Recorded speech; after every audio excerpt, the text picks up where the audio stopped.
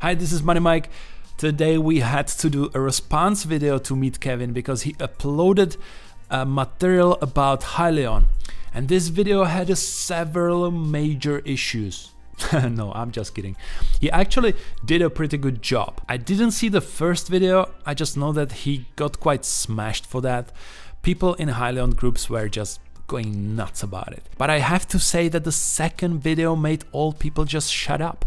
Kevin probably said many things that even some of the Hyliion investors didn't know. Some of the people took it very personally and accused him of ridiculous things, like that Kevin is trying to pump and dump. You know, if he would want to pump and dump, he would pick some better, smaller stock, something like Planet like 14. Do you get it? Like not 13, because it's already occupied. I'm just joking. Now, I love Kevin for his work ethic and content. I'm one of his oldest subscribers, but I think Kevin made few unfair points about Hyliion, so I wanted to share my point of view on those points, and full disclosure, I am invested in Hyliion. So I will go by the timeline of the video. I recommend you to watch the whole video so you would make sure that there's nothing taken out of context. So here starts the first thing that I had objection to. Then Hyliion has to get to scale. Right now they're doing 4 conversions. 4 conversions at a full price retail of $14,000 per conversion does not lead to enough money to actually be profitable. They don't have the scale to be profitable yet. But that's okay. There are plenty of money-losing companies that do really well. Just look at DocuSign. They lose money like crazy, yet they're like the Xerox of electronic signing. Okay, so at this point, I feel like he has a way offensive stand against Hyliion. I know he's not really comparing DocuSign to Hyliion, but even mentioning a software company in the same presentation with the automaker, it's just not right. It's kind of weird that there's so much being said about the profitability when I know that Kevin's biggest position is Tesla. And so is mine. So we both know that this is an absolutely normal path for a new automaker not being profitable. Tesla was founded 2003 and their first profitable quarter was 10 years later.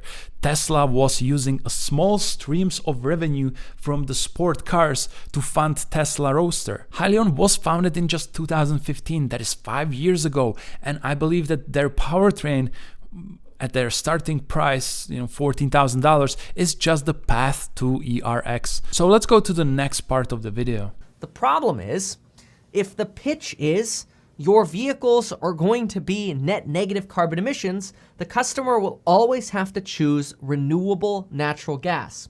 Otherwise, you're not going to get those emission standards negative. I see where Kevin is going with that. To be super honest, I think this is just a bad marketing move for Hyliion, because Thomas Healy said himself that companies don't put environmental impact on the first place, but rather second place, even counting in the energy credits.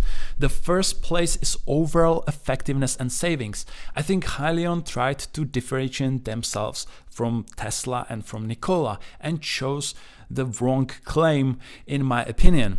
I think Hyliion's strongest point is in the overall lowest cost of the truck ownership. Let's get to the next part. There's a really big problem, and it's this. It's this right here. The availability of biomethane from waste compared with diesel and natural gas use in just California. In just California, we have this much availability to make renewable natural gas. So renewable natural gas. This is how much we can make in California. This is how much all of California uses in natural gas. This is one of the toughest questions about Hyliion that requires a lot of knowledge about natural gas. Here's my point of view. Kevin showed on this graph the potential use of RNG in California and what it would take to replace a natural gas by renewable natural gas. As he correctly said, there is not enough supply for that. That is correct, but this is not how you should approach this problem. The problem number one is not to replace a natural gas with a renewable natural gas. The problem is that heavy trucks is the number 2 polluters in the USA, and this is where we should use the RNG in the first place. We should use RNG to replace the diesel trucks, not the CNG.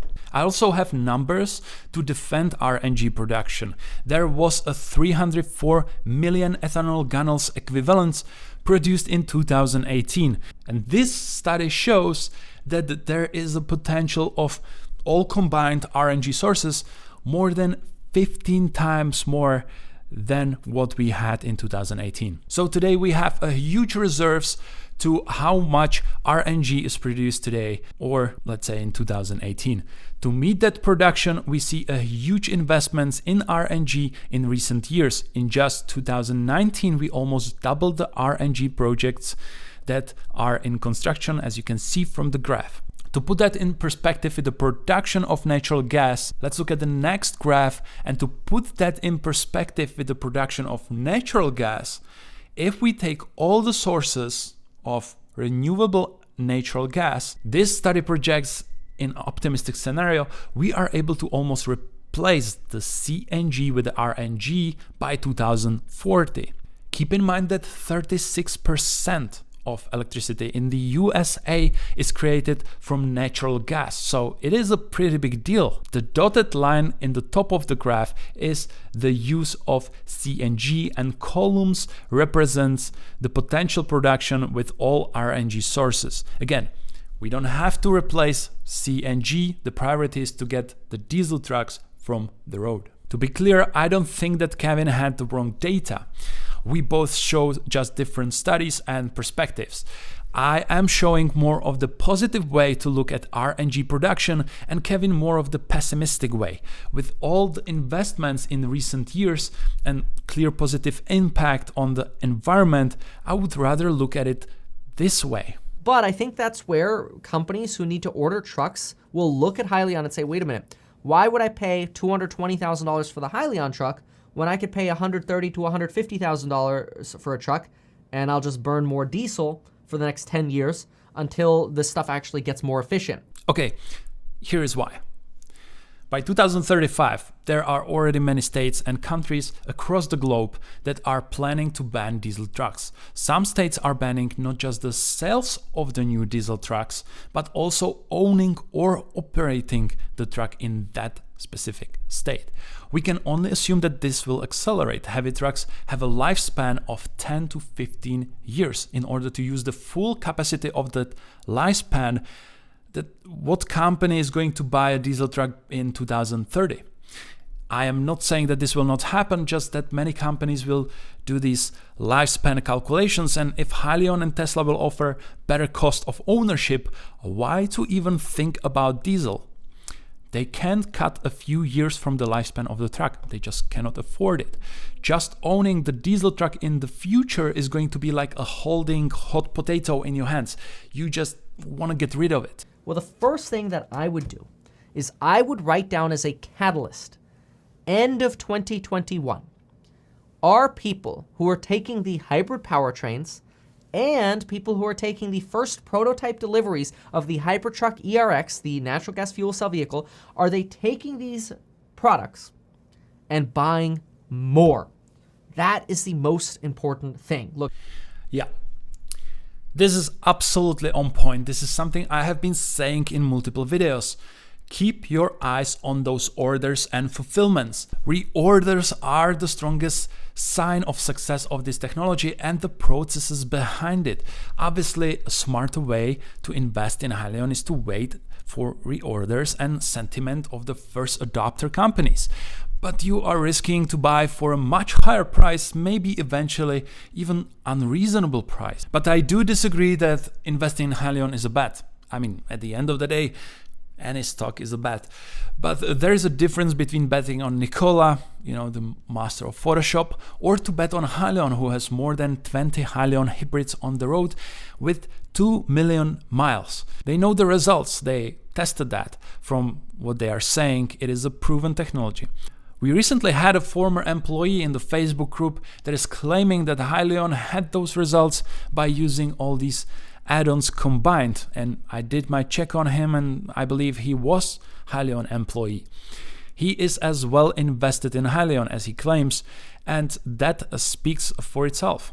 I mean, we could potentially think that the management and engineers are lying to themselves and scamming companies about the results, or we can assume that with the data they collected from the hybrid powertrains on the road, they see an actual use of this technology. Remember, they had the data of this technology before the IPO, not after. Obviously, it could go both ways, but I choose the option that there are results showing this technology is worth to take public. One more thing, we can't ignore talking about the second analyst that put a price on Hyliion, and this price is just way off the current price. So we currently had a price from Goldman Sachs at $22 per share.